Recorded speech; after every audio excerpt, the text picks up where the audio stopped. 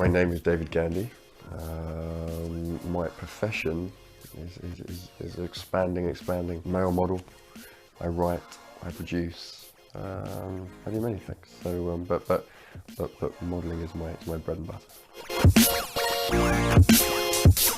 The most famous thing is the light blue. Is the now iconic, and I don't use iconic loosely, but it now is the famous ad that was came out in 2006, and we've just shot the third version now. Many people know me for different reasons.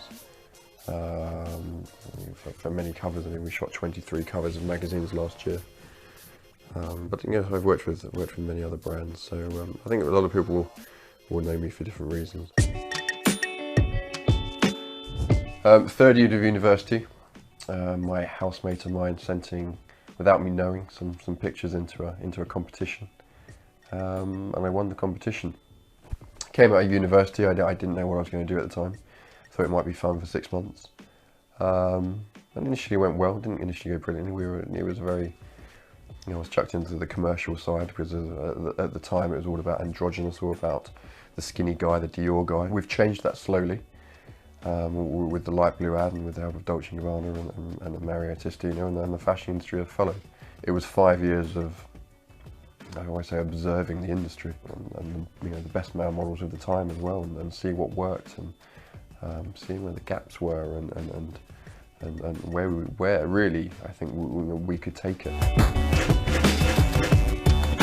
I get bored of anything very quickly, and this job allows me to do, has opened so many doors and has allowed me to do so many different things. My day never consists of the same thing. If I'm doing the same thing for 3 days, I'll be very surprised. So I'm travelling a lot, but I still have a base in London.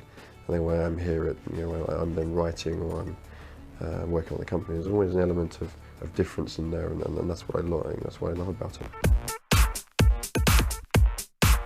First tip is obviously a decent agency.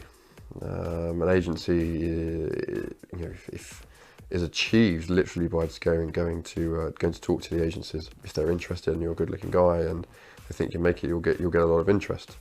It's then working out who is the best. You've got to work with these people day in, day out. They are going to be in charge of your career. I've been with Select for 12 years, and I'm still working with the same bookers as I did on the first day. So that's how much you're working with these people. They become your friends. Initially starting off, you don't need a portfolio. That's what the agency will take care of. You can go in and take a portfolio, and they may have a look at it, but really they're going to conclude if they're going to take you on from just your initial meeting, from taking a Polaroid camera, pretty much thing, to you might think that you look the worst you ever look in those Polaroid for the first time, but that's the whole point of it. And their work is huge in this industry, absolutely huge, and you don't get around to see everyone, so you have to make your own luck in this industry. I always say there's no such thing as luck. There's a well-prepared man waiting for an opportunity, and that's it. If you're prepared, and you think you're ready, then you have to go and grab those opportunities. You know, you just have to help yourselves in life. It's from events and parties where a lot of the work is achieved, where a lot of the meetings are held very quickly. I can't tell you how many meetings have been held in very quickly, a 5-minute meeting over a glass of champagne at an event, and that's your initial foot in the door with many people. Looking after yourself is hugely important. People forget that. I mean, you know, in fashion it isn't always. I mean, there's the very sort of rock and roll edge to fashion that people love. But you have to think for yourself though in the industry. You know, a lot of people always said, you know, well, you should get smaller, you should get smaller, you should get skinnier and skinnier like the other guys, and I thought that's rubbish. I can never do that. So actually I got bigger and bigger. I think there's a lot more options from what you're shooting.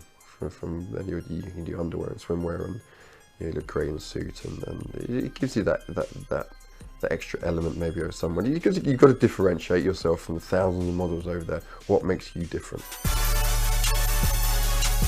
If you do make it, when you do make it, is just remember where you've come from. Remember, it hasn't been easy. Remember, people have helped you along the way. Remember to always thank those people, and then try and help out as many people as can. To stay humble. And they don't believe your own hype, because if you believe your own hype, it's you can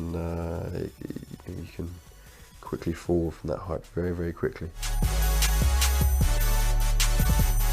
You've got to stick by your principles as well. That's very important. You should never sell out for anyone or anything. So once you've got your principles set, and you know where you're, you know you're going along one route, and just follow that. But also listen to people. Once your agency are your experts in this, and talk to people. I try and talk to any sort of young guys in the industry when they come up to me and give them as much advice. But there's not one platform that works for everyone. Everyone's got a different story. But you have to be quite clever about it and really think for yourself. No, God, I wish someone had given me a secret beauty regime tip at all. No, I mean, with the amount of travelling, it's just dehydration you have to deal with all the time. So it's just water, moisturiser, and that's about it really. Nothing else. And a good hairdresser. I have a very unruly hair. I think my hair would try to overtake the world if it could, but